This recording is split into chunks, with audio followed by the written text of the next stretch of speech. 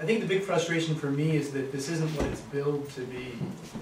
If this was a small-scale Vermont community wind farm, where IRA put up 6 towers of a moderate size to generate what little energy IRA needs, and we shared in the risk and financial benefit, and we worked it out amongst our neighbors, I would be able to support a project like that. I think a lot of other people would too. But IRA was chosen not because someone looked at Vermont and said, where's the right place for a big wind project?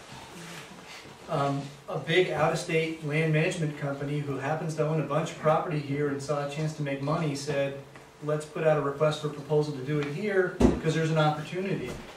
And you know, it's a deal between a out-of-state landowner, a private developer, chosen here based on factors that really have everything to do with money and nothing to do with IRA's really the best place for this. And the scope of the project is based on, well, it needs to be this big, and I understand it's hugely expensive to jump through the hoops you need to jump through to do this, but that doesn't make it the right place or the right scope for this community.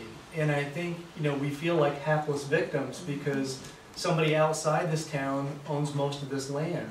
And they're never going to have to look at it. They're never going to have to explain themselves to those of us that do.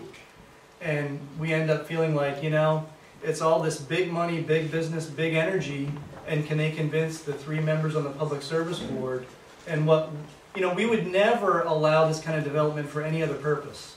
If they were 40 sculptures that big, or smokestacks, or houses, or any other development on the ridge, you know, IRA would never allow it. But because it's an energy project, we can't fight it with zoning or anything else. We're at the mercy of the 3 members of the Public Service Board and, you know, whatever thoughts or feelings the developers have or the company that owns the land. Our opinions ultimately don't matter, and that's really frustrating.